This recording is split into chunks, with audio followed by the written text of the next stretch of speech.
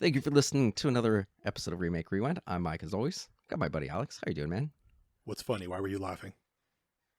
Just life. Yeah, life liberty, is funny. The pursuit of happiness. Well, let's not get into all that.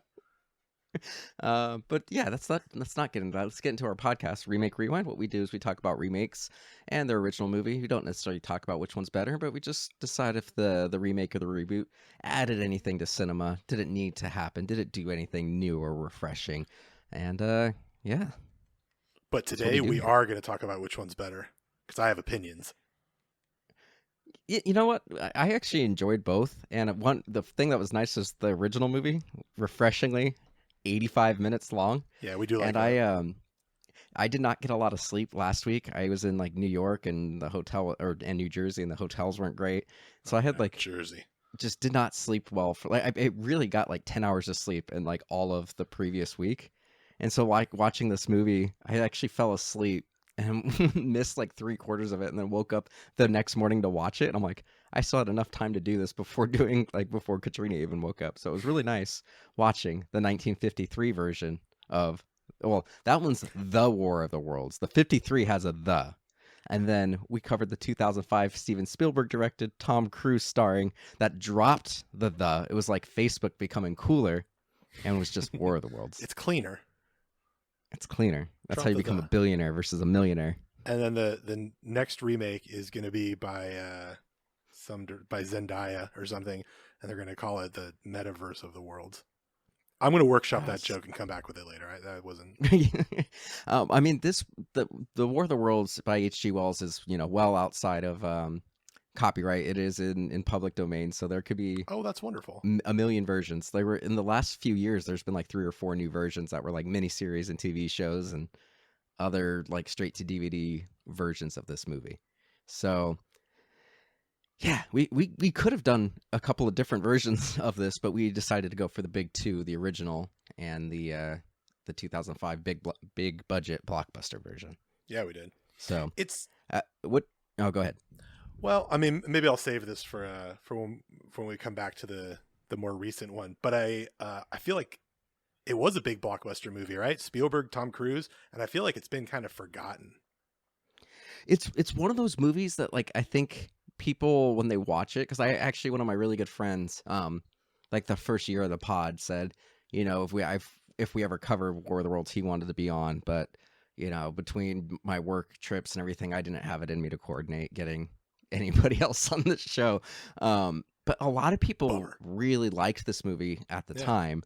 But I do agree that it's just it's been one that's not really talked about, which is interesting. But this is also in that year where Steven Spielberg was, I don't want to say declining in quality, but like his name wasn't as much of a draw as it used to be. Like Minority Report was Spielberg, kind of like he's always a draw. Yeah, but his movies don't make nearly as much money as they used to be. Like, and they don't get as much acclaim as they used to. Like, I think Minority Report was kind of the last big one where everyone's like, holy shit. And then his stuff kind of, he started doing the more like spy movies kind of thing, and then doing like Lincoln and stuff like that. Like, he wasn't doing the big blockbusters that he's known for. Everything he does is high quality. But like he had BFG, which was one of Disney's biggest box office bombs. So like his name doesn't carry as much weight. Even like Ready Player One wasn't universally loved. It was kind of meh. I'm not even talking about like how much money it made though. Just the fact that it's like not talked about. Well, let's circle back to this when we'll come back to it. I have more to say. But on a tangent. What's your history with the original one? Have you seen it before? I have seen it. I don't even remember when I saw it. I know that I've seen it, but I don't remember how. Yeah, this was one of my grandparents' favorite movies, and like I watched this movie a lot, like under 5 years old. I remember the little like tentacle thing that looks like a like tapeworm, like a mechanical tapeworm coming out of the spaceships. I vividly remember that, and I remember the spaceships vividly because I must have seen this movie every time I saw my grandparents, like when I was under 5 years old. That's funny. So I was figure out the one thing that you like, and then they just always do that. No, I didn't. I don't think I liked this. This was like they had other movies that I really enjoyed. Well, that's another thing they do is they assume that you like something. Yeah, like Land Before Time was the movie they had on VHS that I always wanted to watch when I was at their house. But no, there was always this movie I watched. But uh, I do want to say at the top, like this movie has the 4K remastered version pretty much everywhere, and it looks really good. Did I? Because we watched the same copy on Vudu. Oh no, I'm sorry. You're talking about the War of the Worlds. The War of the Worlds, the original one, the 4K version is fantastic. Well, it's been mastered to 4K. It's not 4K where we watched it, Right, but okay, it that's is what I the was asking. same version that was optimized for that. But they went through. I mean, it looked Apparently, good. I just It looked found good. this.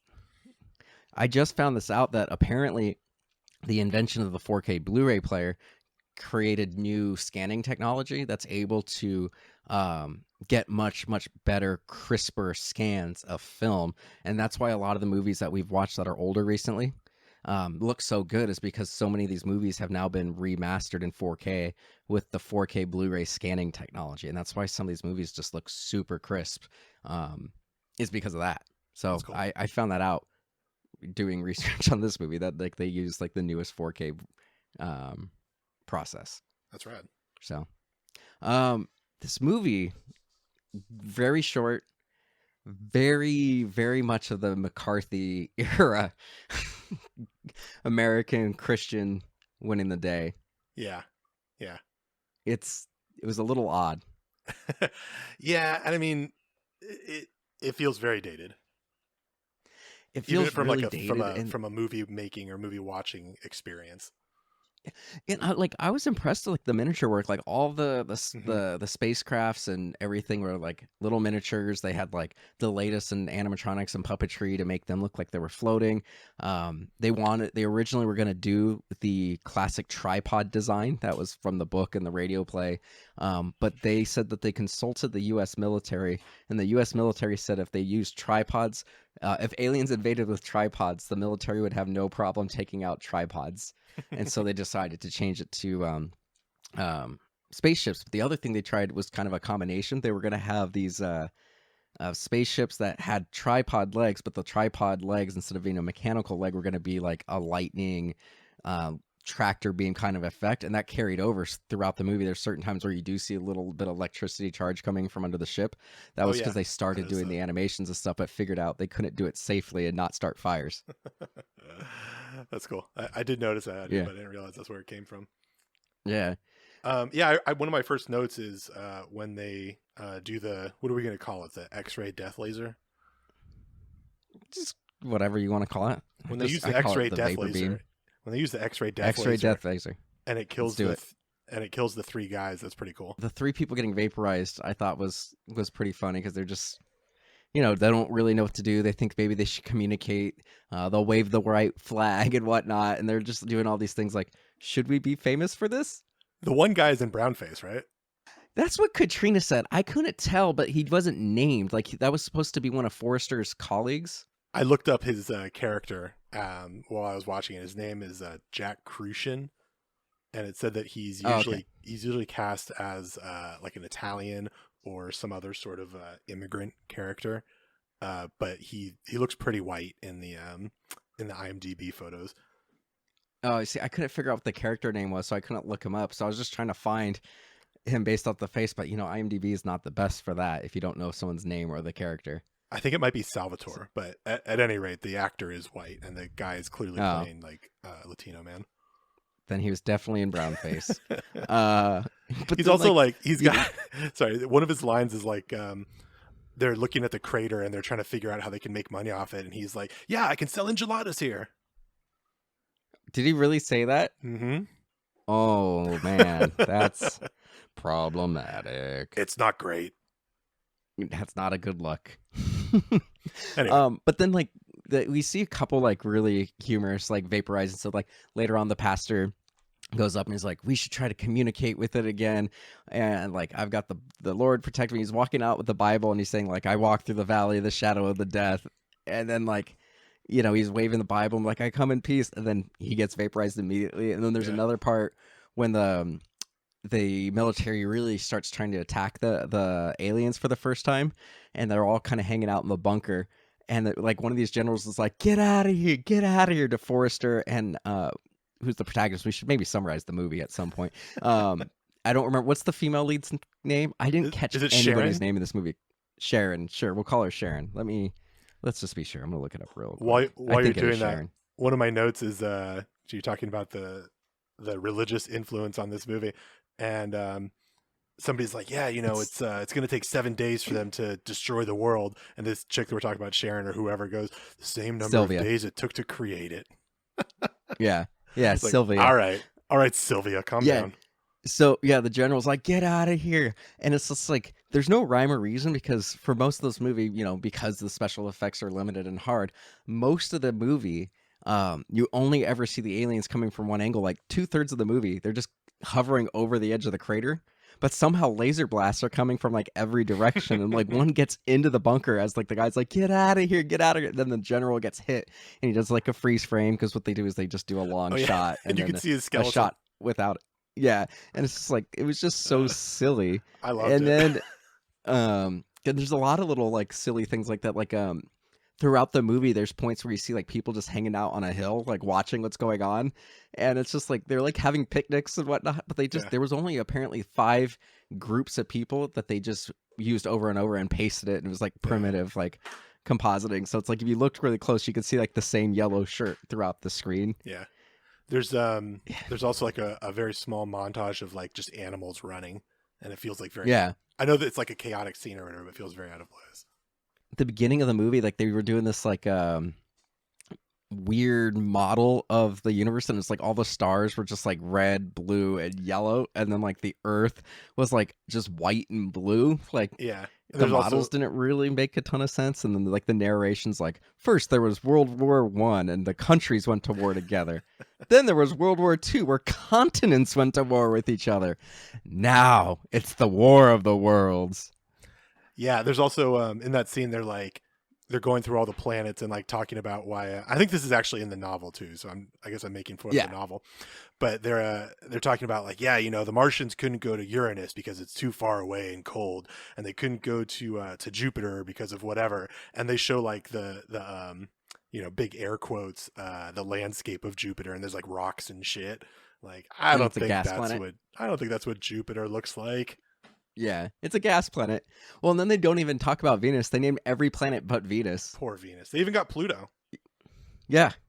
Not even a fucking planet. A planet anymore. It's a poser planet. Proto-planet or whatever it's fucking called. Poser planet. Yeah. The shots of the other planets are very cool, though. Yeah. To summarize the planet, to summarize the plot really, really quick, essentially, there's a bunch of meteors, and aliens are in the meteors. This particular one, it's like a meteor is like a spaceship for the spaceship, like a little screw, like it literally is like a screw on top pops out, and then like the spaceships can pop out of it, and we don't know what to do. They have these force fields, and they just easily dispatch all of our military, and then life finds a way, and biology kills the aliens. But because this is a American McCarthy era 50s movie, we had to say God, in all of his infinite wisdom, put bacteria on the earth to kill aliens. But that's the God thing, I think, is also from the novel, isn't it? Probably. I mean, the novel would have been written late. He does. I'm surprised that that carried over to the next one, but Yeah, we'll come back to that. We'll get to it. I think it's probably worth mentioning that this the characters in this movie, the protagonist is what's his name, Forrester. He's like Forrester. A scientist that's just kind Forrester. of Professor Forrester. It's like a scientist that's just kind of in the wrong place at the right time, I guess.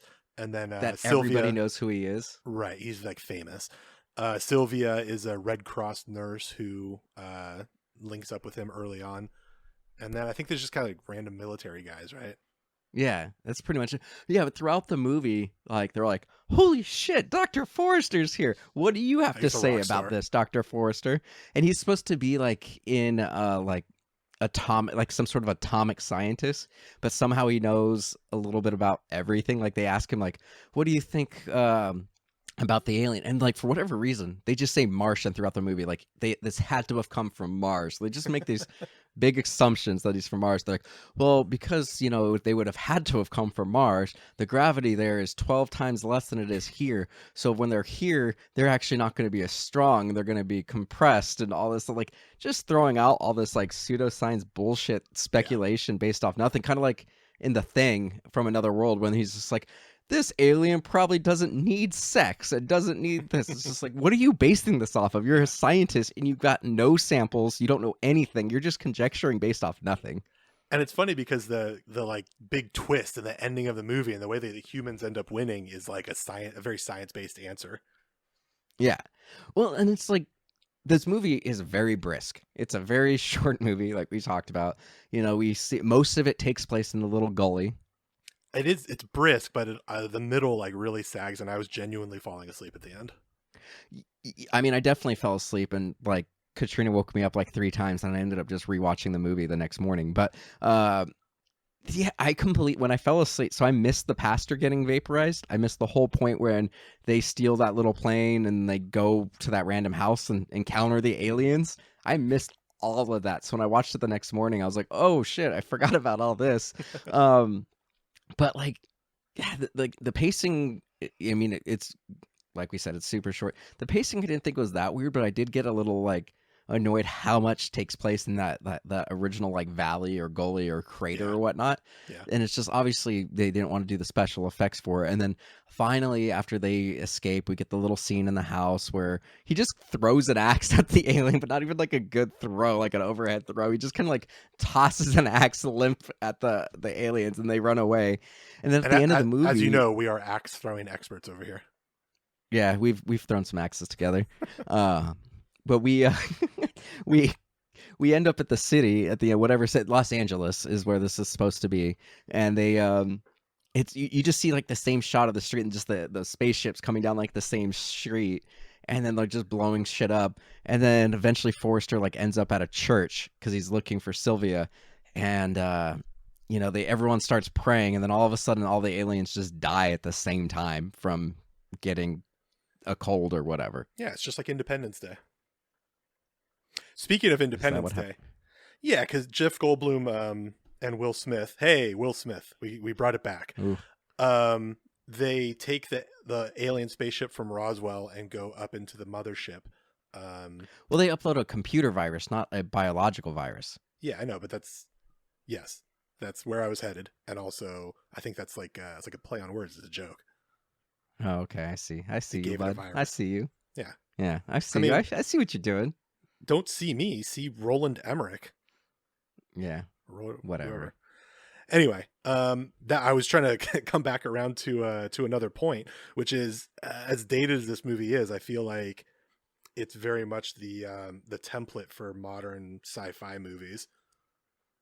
Yeah, absolutely. Definitely like the disaster sci-fi movies. Yeah, for sure.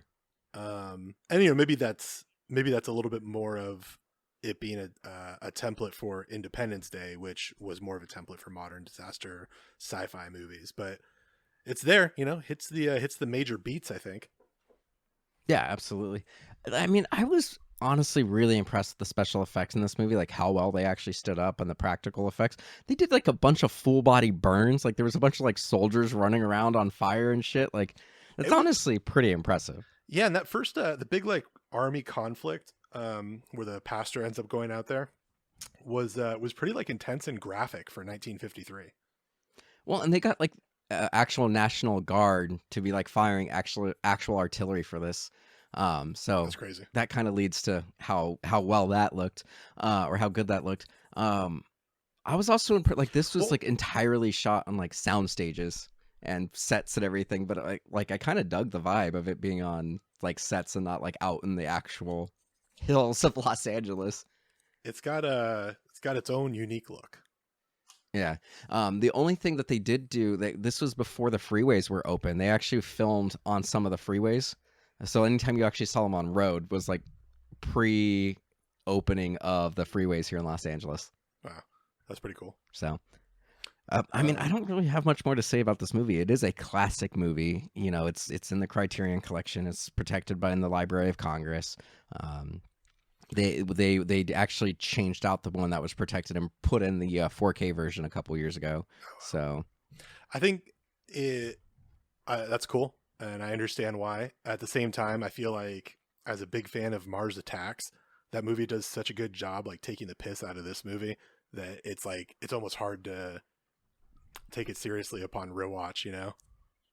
yeah, it really does that There's one. so many moments in this where I was like, oh yeah, this is exactly what Mars Attacks is making fun of. Yeah, oh, absolutely. Mars Attacks is like I don't want to say a scathing Lovingly. indictment of this movie, but it definitely pokes a lot of fun at this movie. Yeah, I mean, I think probably in the similar way that like Blazing Saddles takes the piss out of a lot of westerns that you can still enjoy on their own, but Blazing Saddles is just so good at like deconstructing them that it's like, oh yeah, Yeah, absolutely. there's some silly things I can't unsee here now. Yeah. I'm just trying to look at it. Yeah, like it's just it's fine. Like I enjoyed it. It's short and quick. Will I watch this movie ever again? Probably not.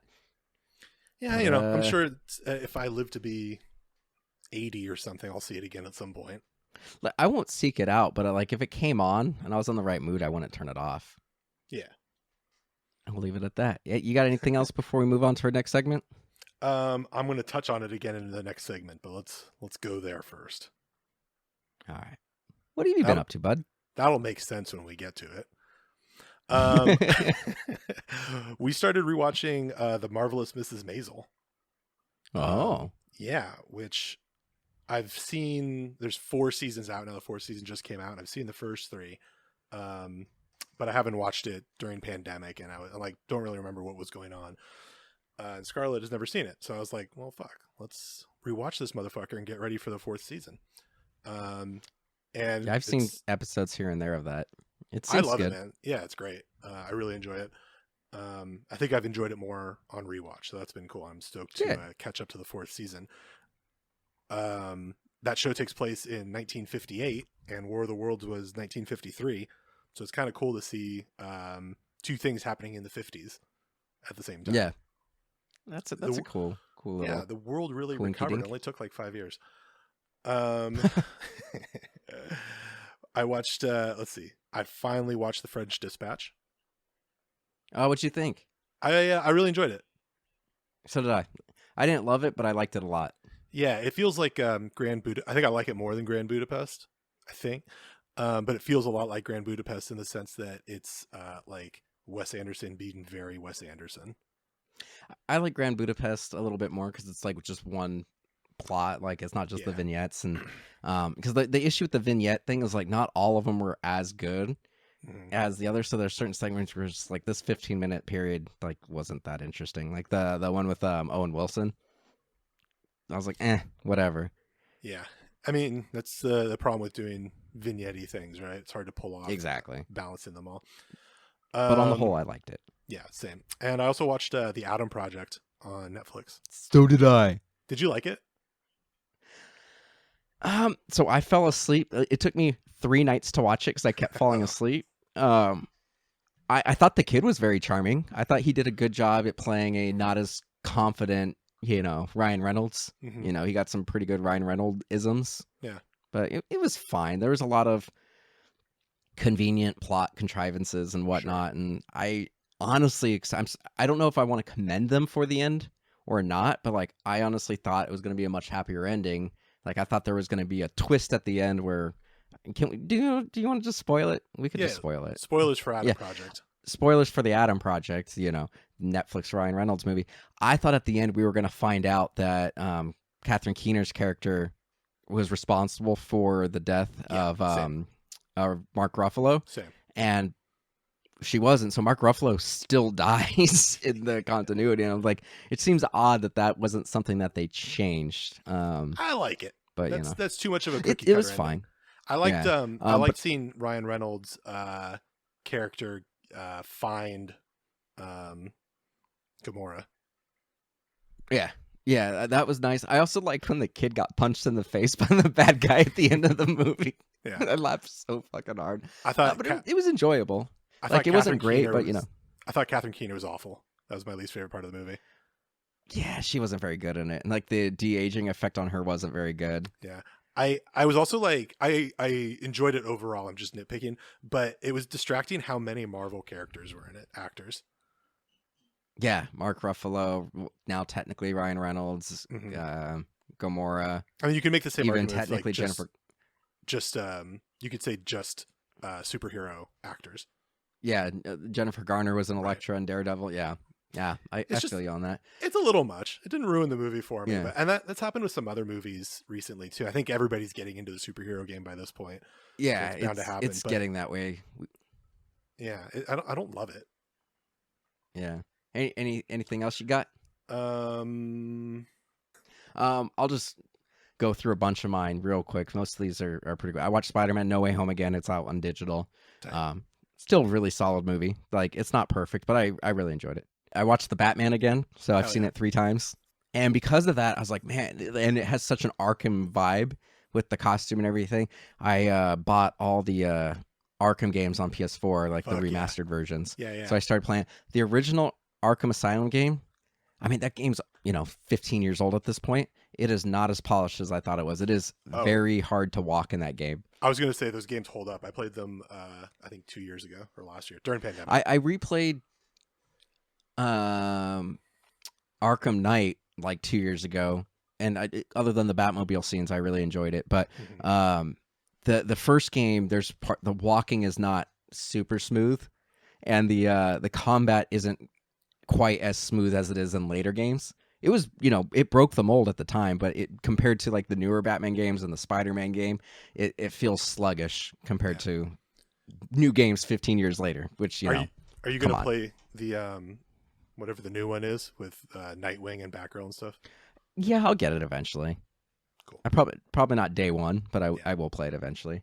Watch the Adam Project. I started Good Girls, which I thought was going to be a half-hour sitcom comedy, but it's actually an hour-long, more drama than comedy, but a dramedy. I want to like it, but it revolves around like money laundering using retail, and I had 10 years of retail experience, so like all the shit that they're doing, like it's just like that would not work. Like they're buying $20,000 worth of shit in cash and then returning it for cash like days later. Yeah. You can't even carry that much cash legally. Like you have to fill out special forms. Like I had a few transactions during my retail days that were like $10,000 or more in cash, and it is a whole process. So I just like it was really hard for me to get into and it's really nitpicky, but it's just like that was over a third of my life that I did retail. So it's Yeah. kind of hard for me to be like not suspend my disbelief for that. We covered Shrek on Ruin My Childhood, and then we also decided to watch Shrek 2 just because we wanted to. Delightful movies. And yeah, those were enjoyable. You should check out the Ruin My Childhood and on Shrek. Yeah, everybody listen to it. Yeah. All right, let's do the 2005. Are we doing a little synopsis? Yeah, I'll do the synopsis real quick. It's the exact same synopsis, but you have Tom Cruise, who's like an everyman dock worker, also like car mechanic genius, instead of a atomic scientist, who's the hero of this show.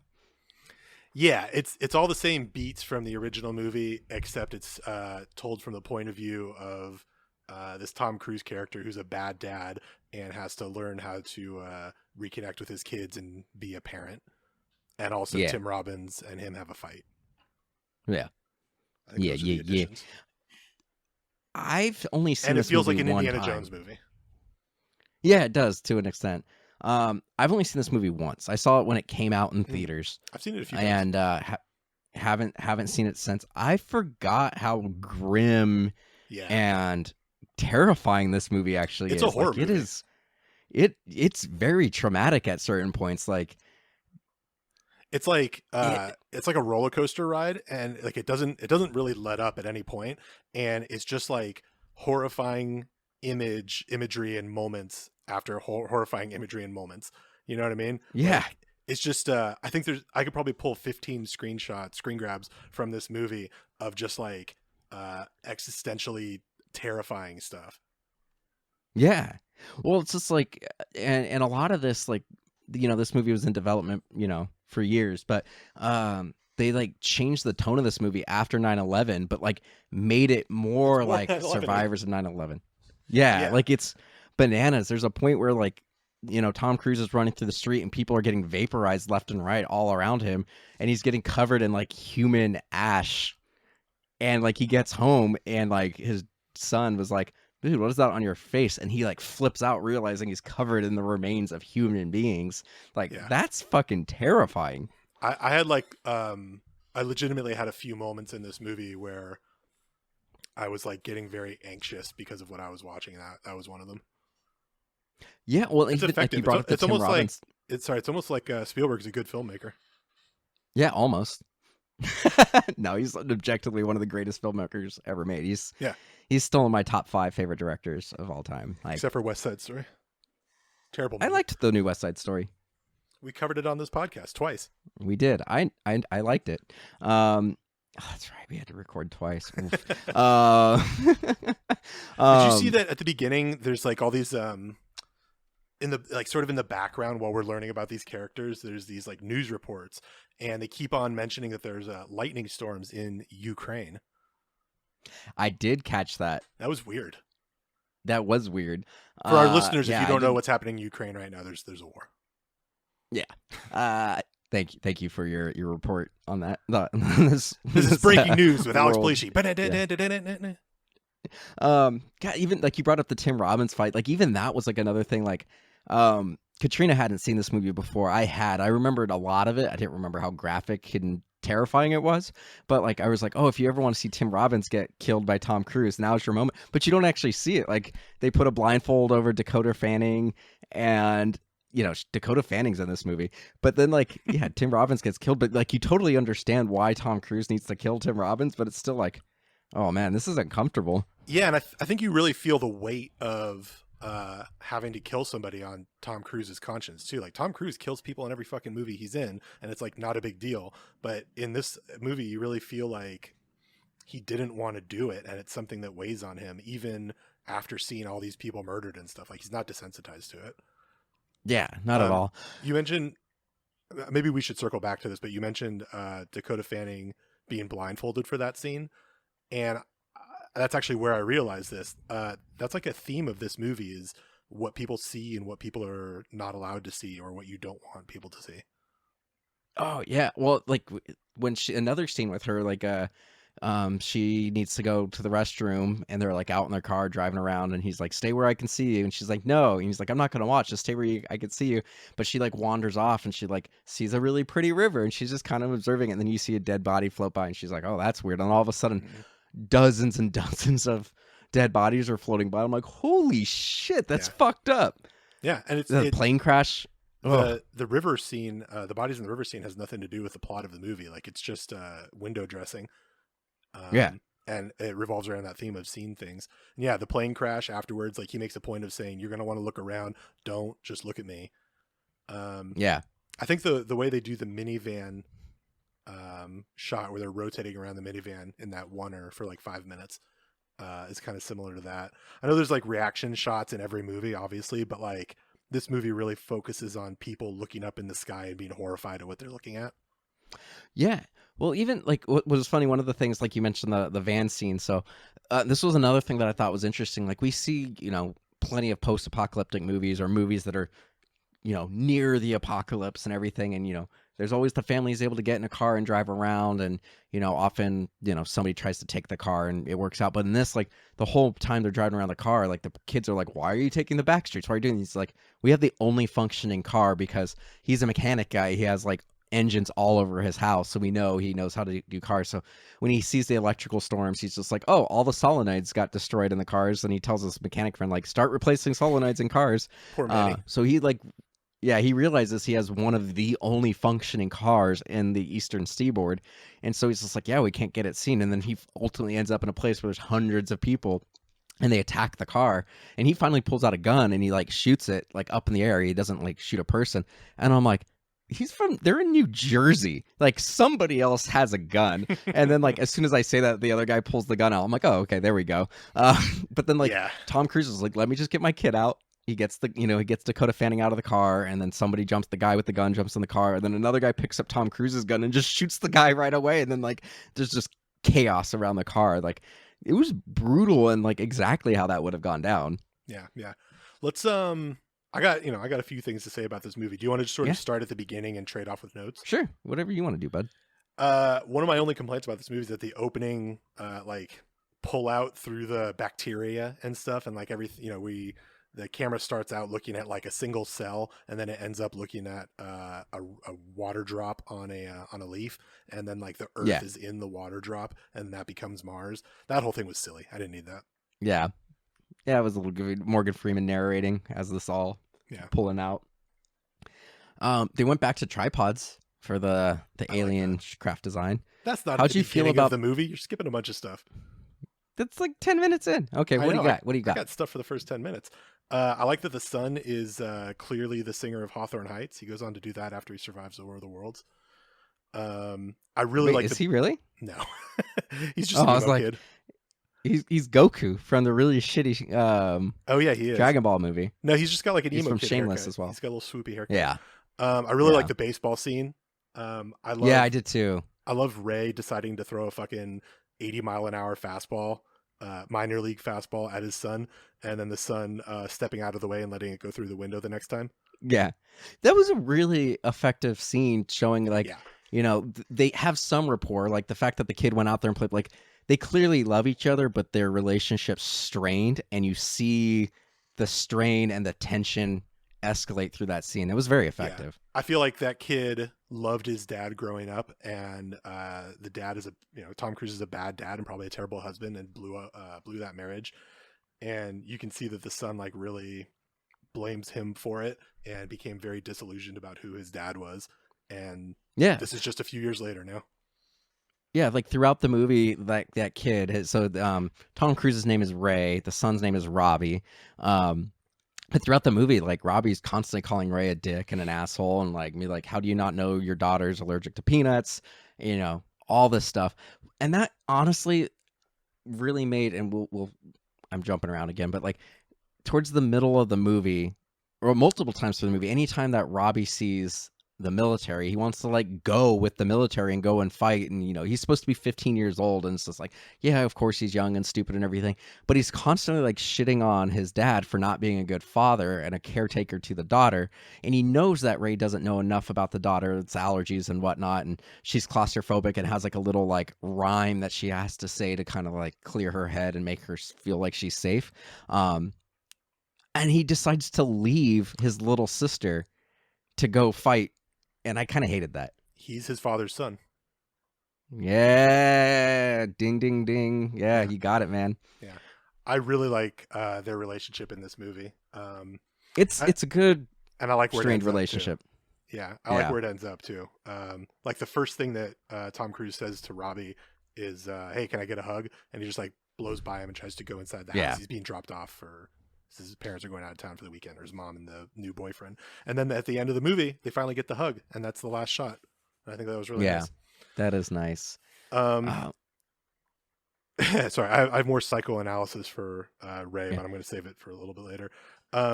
Ray's neighbor. I've got a quick thing. Yeah, sorry. Oh, go ahead. I was just a quick thing at the beginning. Like Ray has like a souped up Mustang, and it's a really rad car, but he drives like a fucking prick. I know. Like he's weaving it out of traffic, like kind of sliding and everything, and he's kind of an asshole. Yeah. Well, okay. I was going to save this, but since you said it, Ray's a kid. Like he was not ready to be a father, and that's what the movie's about.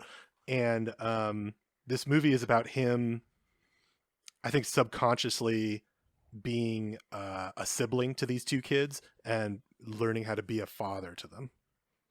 Yeah, that's fair, because there's a point where Robbie says they immediately go, as shit's going down, they try to go to the mom's house, even though they know the mom's going to Boston, on the off chance that maybe shit was going down, and they decided to stop at the house. And he's just like, well, now you're only going to Boston because you want us to be mom's problem. You don't want to take care of us, kind of thing. It's just like, and that's the whole theme of this movie, is him, like you said, learning how to be a father and learning how to take care of his kids. Yeah. So that's pretty good.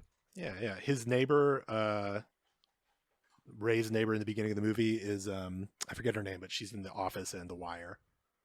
Yeah, that was cool. I liked seeing her. She marries Michael Scott. Yeah, that's right. The ferry captain in this movie is also in Miss Maisel and Rescue Me.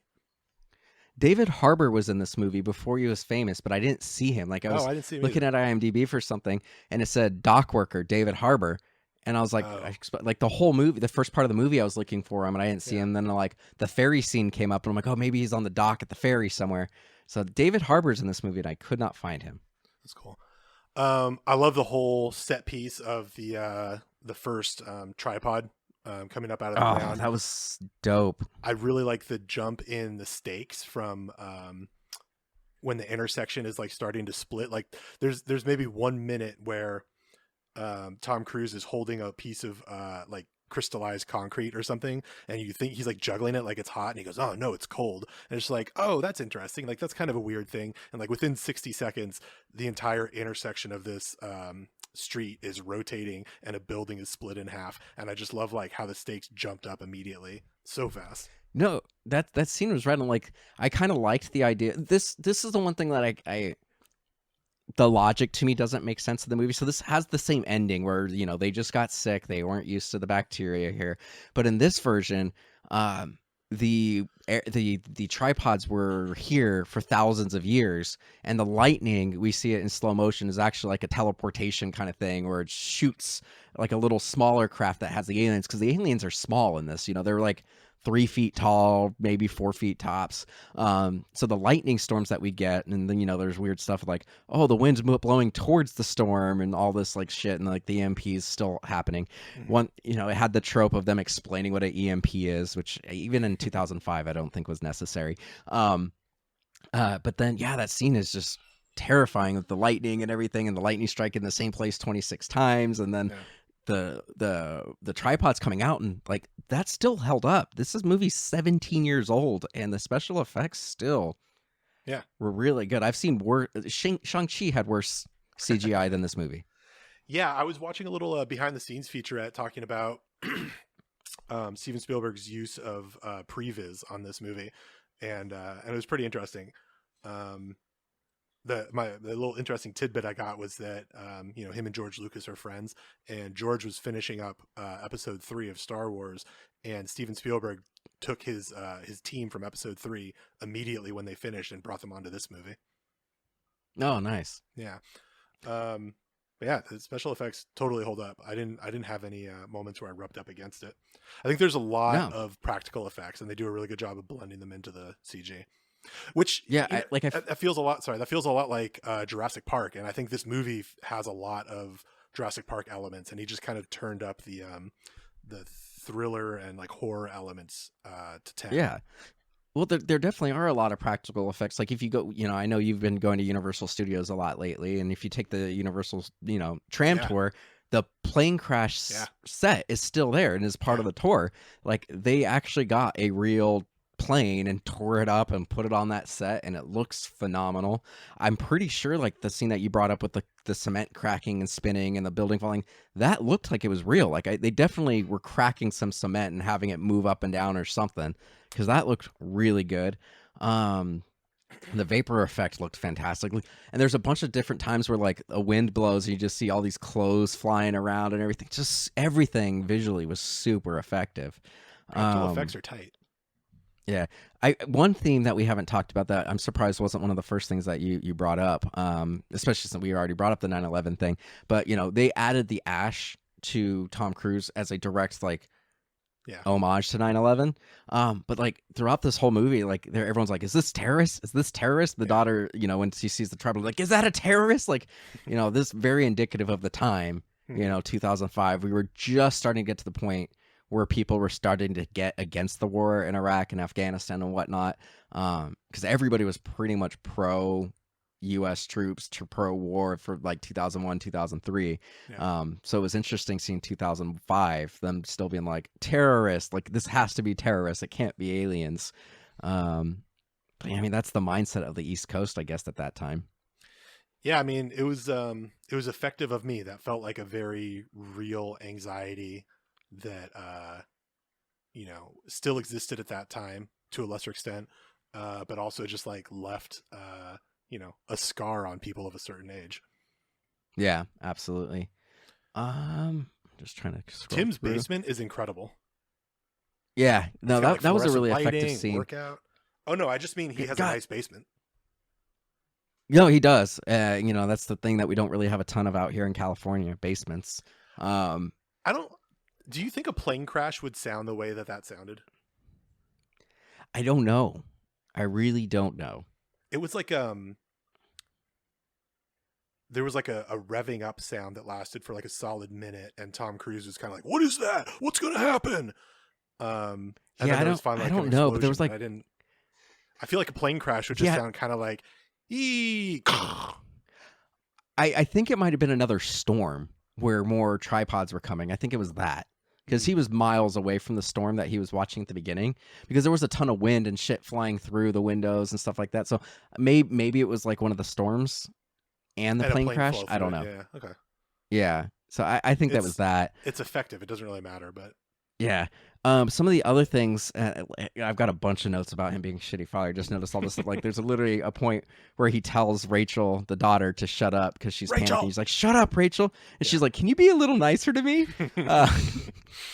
But the stuff in the basement, the Tim Robbins stuff, like that was kind of a doomsday prepper kind of dude, and he's just like, "Oh, I heard on the CB radio that they got one out in Osaka. If the Japs can kill one, we could kill one. You and me, right?" Like, he was convinced that two regular guys could do what the military couldn't and take out a tripod. But he was right. I mean, he got lucky because it was Tom Cruise. Tom Cruise as an everyman is as good as a super soldier in real life. There was I don't think I wrote it down. There was something else where I was like, oh, Tim Robbins' character is like kind of right. Like, he was a crazy person and not fit to lead any sort of militia, but like he's kind of right about stuff. I mean, he was definitely a crackpot and had like said some things that weren't right. But then I mean, I understand why he got about so a 4-year-old being in battle. Yeah, he was really interesting seeing his flip. Like, he slowly got madder and madder over they spent like 4 days together, and gets a little madder and madder as it goes. But when we find out what's going on, we don't know if this is a terraforming thing or if this is vegetation the aliens eat. But we start seeing this like red fungus thing starting to spread out, and then you see like this terrifying thing of like, the previous scenes. We start seeing the tripods snatching people and taking them, not just indiscriminately killing everyone, but then they like pull a guy down and like bleed him out to like water these red plants. He's just like, "Not my blood, not my blood." Right. Yeah. But that was another like gnarly thing in this movie. It's just like taking the horror elements of the original and dialing it up to 11. Mm-hmm. Did we? I'm just trying to think. I think we skipped over the ferry set piece. Yeah, honestly, I wouldn't have gotten on that ferry. Yeah, I forgot that they got on the ferry, and I kept on waiting for Ray to be like, "Oh, this is a bad idea. We should not get on the ferry." Yeah. But I think the movie's right after that is when he sort of realizes it. But I think the movie is making a point that Ray makes a lot of bad decisions. Yeah.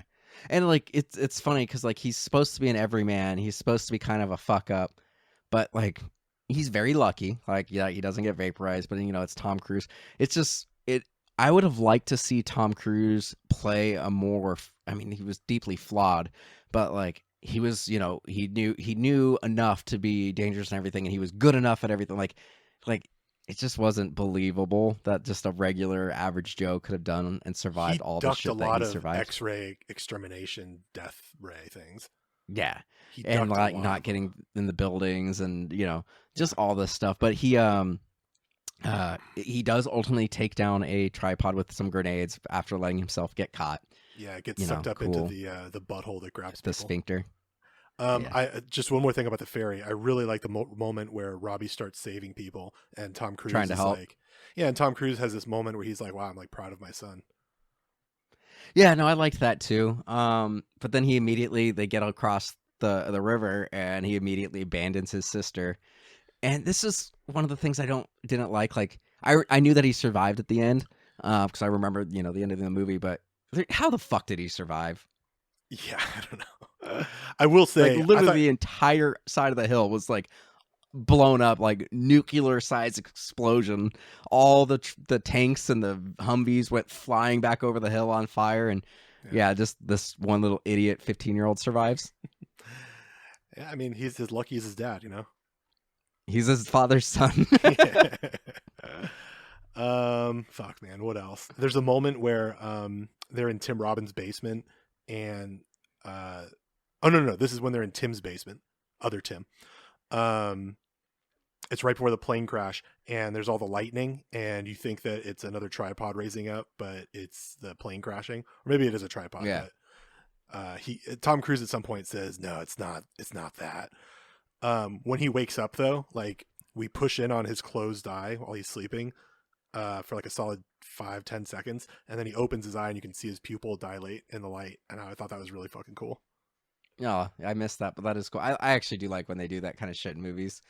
I'm just trying to think. It was just another thing, like, here's an everyman, and like, but Tom Cruise can't just be an average guy. He has to be like, I almost feel like the backstory that Tom Cruise wrote for himself for this character is that, like, this guy could have been like the most interesting and successful person in the world, but he had kids too early. Like, that's probably like the rationale he had in the back of his mind, because when we get to the end of the movie, he sees like a tripod. He's like, oh, did you guys do that? Like, nah, that tripod just fell on its own. And then he looks up and he's like, hey, there's a bunch of birds on that tripod, why don't you guys try shooting it down? The kind of thing. It's just like, really, he's the one who notices that? I think that, yeah, I mean, you're not wrong, but I think that kind of gets back to what I was saying about him like maturing in this movie, like that word specifically, because I feel like he's very reactionary throughout the movie up to like the third act. And the third act, he stops like reacting to things and starts like thinking ahead, planning ahead. I think it's where he kills Tim Robbins' character. And then grabbing the grenades from the Humvee that he sees, and even that though, that feels, I get that. Yeah, I don't know. But I definitely think that like seeing the birds and like processing that and stopping and looking up and like thinking about what's happening, as opposed to just like, oh fuck, I got to go this way now. And Tim Robbins says something about that too. He says, this is the other thing I liked about Tim Robbins. He says, he was an ambulance driver in the city, and the people that survive the ambulance ride are the people that look at him and stay with him and keep on thinking because they want to stay alive. And he ends his little monologue saying, once you start running, that's when you die. That's when they get you or whatever. Oh, interesting. Yeah. And like, he's crazy. He wanted to stay in his basement and fight a huge tripod. So that's not a great idea. But I think that message is what gets through to Tom Cruise. And that's what he's doing when he sees the birds and tells the army guys to shoot the tripod at the end. Yeah. And then it just pretty much abruptly ends. Like, they shoot that one down. He makes it to the ex-wife's house, parents' house, and like the grandparents were Sylvia and Forrester from the original movie. Oh, I didn't know that. That's cool. Yeah, they were. That's nice. The abrupt ending makes more sense in this movie because I feel like this is more about Tom Cruise growing up and connecting with his kids. Like, that's really what this movie is about, and the backdrop is an alien invasion. It's just a big backdrop. Yeah, to me, what I don't like about the ending of this, though, is we know definitively that the aliens were here before. And like, it just seems odd. Like, when we go to space, like, we're fucking idiots. Like, we barely got to the moon, 60 years ago, 70 years ago.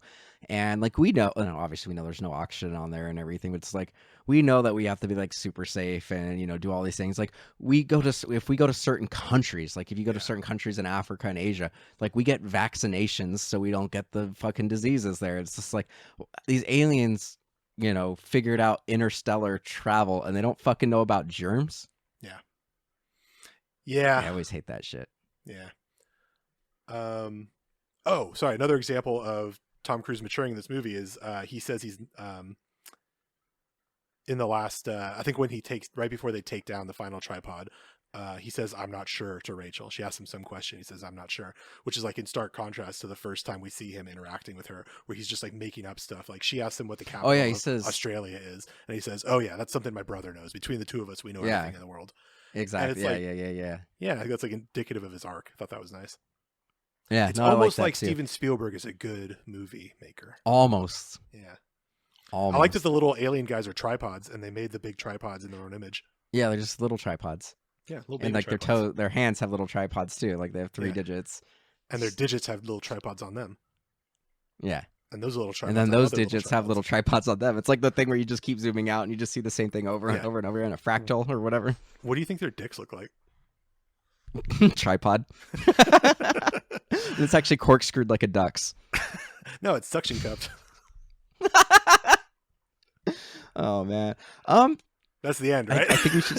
Yeah, I think we should start wrapping it up. I mean, all in all, this is, I think, was a good remake. Like, it's everything that we say you should have. You know, it should be respectful of the original. It needs to, you know, update the special effects, update the story for the new world or the new timeline, or, you know, that point in history, and, you know, incorporate current events. And it did all that. Like, it's a faithful adaptation. I think the most important thing is that effects.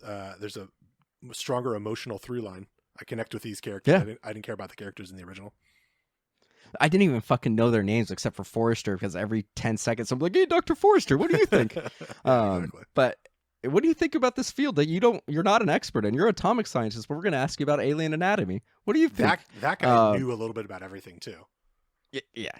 But you know, like, on the whole, this was a very effective movie. Like, I was disturbed while watching this movie, and I was completely engrossed in it. Like, I took a decent amount of notes, but not a ton, because I was sucked into the movie. Yeah, I think if you want to see, you know, Steven Spielberg doing his Indiana Jones, Jurassic Park thing, but about aliens and making it a horror movie, this is the movie for you. Yeah, he very successfully blended a whole bunch of genres into this, and no, I think I think this movie is under. It isn't talked about enough, and I don't think it's appreciated enough. That's what I agree with you. Beginning. Like, I've only watched it. This is only the second time I've watched it in, you know, 17 years, 16 years, 17 years. Yeah, 17 years. I've only seen it twice, and I don't hear a lot of people talking about this movie. Like, when people talk about modern Steven Spielberg, it's people go to Minority Report for his, you know, modern sci-fi movies, maybe AI, but this isn't one. And I think it's got a lot of the, like, hallmarks of Steven Spielberg movies that we love. Like, there's so many just, like, gorgeous and, like, frightening images, you know? And there's so many, like, interesting camera moves, and so many, like, so many scenes where the camera doesn't cut and it just moves from one position to another. It's like a big thing about Indiana Jones is it goes from a 2-shot to a 1-shot and then like a wide establishing, and it never cuts. And it does that a bunch of times in this movie. It also has, you know, 2 kids, one younger, one older, just like Jurassic Park. Yep. And one of the other things that I like that builds the world, like what makes Steven Spielberg movies so much more real, even though they're, like, you know, super surreal and, like, way out there and stuff, is he did this starting in, like, Jurassic Park, but the background characters actually have conversations where if you actually stopped and listened, like, you could actually, like, try to ignore what's the protagonists are doing, and there are people in the background having, like, actual conversations, so it actually feels like a real world. And this is it really rounds out the movie. So yeah, it's almost like Steven Spielberg knows what he's doing. Skip West Side Story and go see this. We'll watch both. I thoroughly enjoyed West Side Story. That's just a little joke. Anyway, tell our listeners where they can find you. Yeah, as always, I'm on TikTok at Pulisci, Pulisci. I'm on Twitter at Pulisci. I am on Instagram at Dysalexic, DYS, Alex, IC. I'm on Letterboxd at Pulisci. And if you like shirts, if you wear shirts, if you buy shirts for other people, I have a little Etsy shop called Burn the Scene Boutique. It focuses on film and TV stuff, a lot of stuff that we talk about here, as well as elder emo alternative music for people of a certain age. And you can get a little discount if you use the code Remake Rewind at checkout. Burn the scene. Just burn it down. And just my pitch there, or my plug every time. His stuff is, like, really good quality. I have one of his shirts. I need to get more. I need to support my friend's small side hustle. Thanks, I'm not, like, the shirts are. Yeah, the shirts legitimately are, like, the most comfortable T-shirts that I've ever owned. So thanks, buddy. Take that for what you will. And they're not that expensive. Like, they're really not. Like, if you got the same quality shirt at, you know, any retailer, you know, Target doesn't have shirts these nice. So if you were to get, like, a comparable shirt like this at, like, Macy's or, you know, any design, you'd be paying $40, $50 for a shirt of this quality at least, and it's not $40 or $50. So it's not. Check them out. But even less with the coupon code. Even less. But if you want to check out everything that's MDXpods related, you can go to Twitter, Instagram, Facebook, all at MDXpods. You can go to MDXpods.com. We're also on YouTube. You could support the show at patreon.com/MDXpods. Get early access, bonus episodes, and whatnot. And thanks for listening. Thanks.